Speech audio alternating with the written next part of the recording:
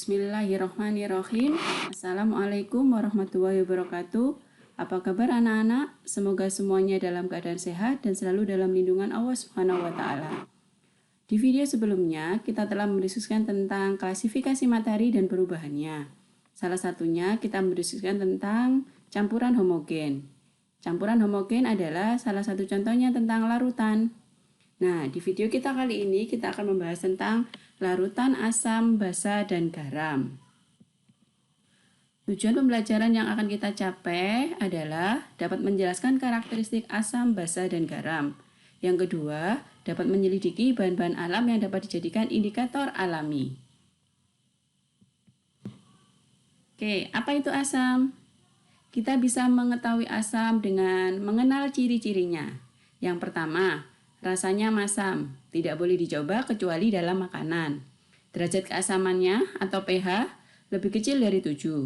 Terasa menyengat jika disentuh, terutama asam kuat. Dapat menimbulkan korosi atau menyebabkan karat, dapat menimbulkan jaringan kulit atau iritasi, dan melubangi benda yang terbuat dari kayu atau kertas jika konsentrasinya tinggi. Merupakan larutan elektrolit sehingga dapat menghantarkan listrik. Mengubah kertas langus biru menjadi merah. Menghasilkan ion H+. Contohnya adalah HCl, H2SO4, HNO3, dan masih banyak lagi. Dalam kehidupan sehari-hari, contoh asam kita bisa menemukan pada asam sitrat pada jeruk, asam asetat pada cuka makan, asam formiat pada serangga atau lebah, asam karbonat pada soda, asam sulfat pada aki, dan asam klorida pada lambung. Selain dimanfaatkan dalam kehidupan sehari-hari, asam dapat menimbulkan dampak negatif.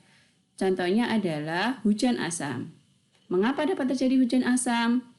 Bila terdapat kadar gas belerang dioksida, SO2, dan nitrogen oksida di atmosfer sangat tinggi, maka gas ini akan bereaksi dengan air di atmosfer dan membentuk asam sulfat, asam nitrat, dan senyawa asam lainnya. Ketika terjadi hujan, air yang dihasilkan bersifat lebih asam dari keadaan normal. Air hujan inilah yang dikenal dengan hujan asam. Hujan asam selain merusak gedung dan patung-patung, hujan asam tersebut dapat merusak tumbuh-tumbuhan dan dapat menyebabkan kematian pada makhluk hidup yang ada di sungai apabila hujan asam tersebut masuk ke sungai. Selanjutnya, apa itu basa? Kalian bisa mengenal basa dengan melihat ciri-cirinya. Yang pertama, mempunyai rasa agak pahit, jadi tidak boleh dicoba ya. Derajat keasaman atau pH-nya lebih besar dari 7. Terasa licin di kulit. Mengubah kertas lakmus merah menjadi biru. Mengubah kertas lakmus merah menjadi biru. Menghasilkan ion OH- saat dilarutkan dalam air. Contohnya NaOH, KOH, dan MgOH 2 kali.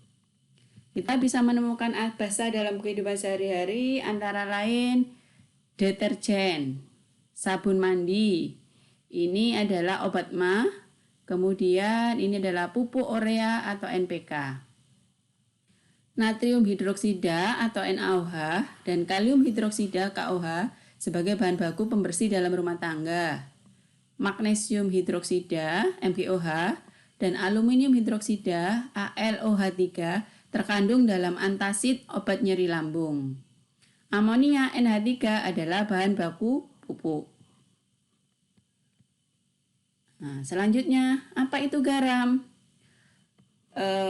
Garam ini dekat sekali dengan kehidupan kita sehari-hari ya. Contoh yang paling mudah kita temukan adalah garam dapur.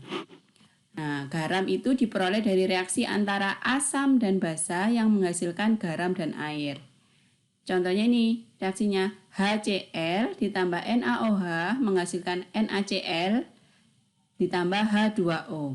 HCl ini adalah asam klorida, NaOH itu natrium hidroksida menghasilkan garam NaCl dan air.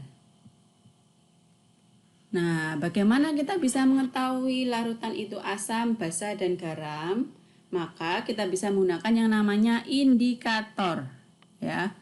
Yang pertama adalah ada indikator alami. Indikator alami ini bisa kita peroleh dari ekstrak tanaman. Misalnya dari kunyit, bunga bougainville, bunga sepatu, kulit manggis, kubis ungu, pacar air. Jadi kalian bisa menggunakan indikator alami dari ekstrak tanaman yang berwarna mencolok, mahkota bunganya berwarna mencolok. Nah, ketika kita menggunakan indikator alami misalnya ekstrak kunyit, maka ekstrak kunyit itu akan memberikan warna kuning cerah pada larutan asam dan dalam larutan basah akan memberikan warna jingga. Kubis atau kol merah mengandung suatu zat indikator yaitu antosianin. Zat ini berwarna merah pada asam, berwarna hijau pada basa lemah, dan berwarna kuning pada basa kuat.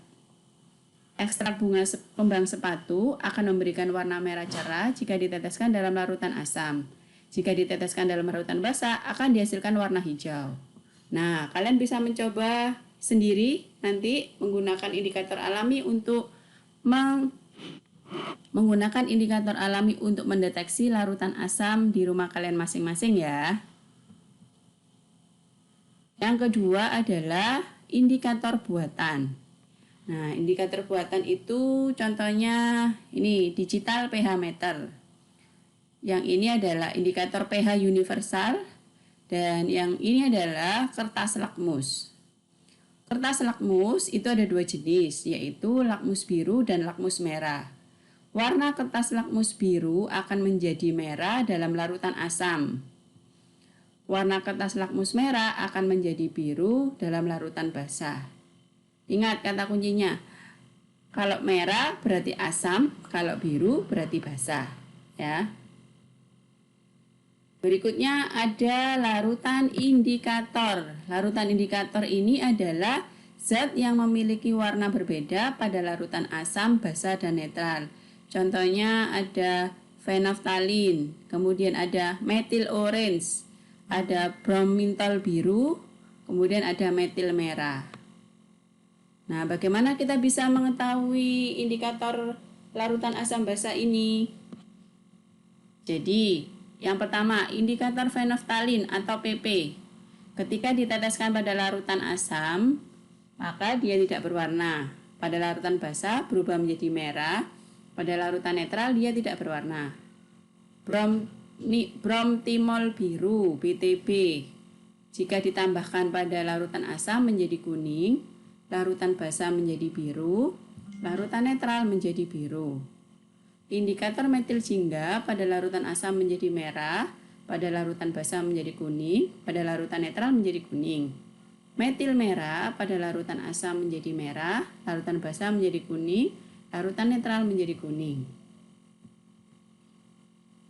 Jadi, kita bisa menyimpulkan asam dan basa dapat dibedakan dari rasa dan setuan. Asam rasanya masam, sedangkan basa rasanya pahit. Asam bersifat korosif, yaitu dapat bereaksi dengan logam. Asam bereaksi dengan basa membentuk garam. Sifat asam, basa, dan netral dapat ditentukan dengan kertas lakmus, larutan indikator, dan indikator alami. Oke, sekarang kita akan uji pemahaman. Bagaimana warna kertas lakmus pada larutan yang bersifat asam, basa, dan netral? Pintar sekali. Ya, jadi pada larutan asam, maka kertas lakmus akan berubah menjadi warna merah. Pada larutan basah, kertas lakmus akan berubah menjadi warna biru. Sedangkan pada larutan netral, kertas lakmus tidak terjadi perubahan warna. Bagus. Oke anak-anak, terima kasih atas perhatiannya. Semoga video ini bermanfaat. Tetap semangat belajar di mana saja bersama kita lawan corona. Kurang lebihnya saya mohon maaf. Wassalamualaikum warahmatullahi wabarakatuh.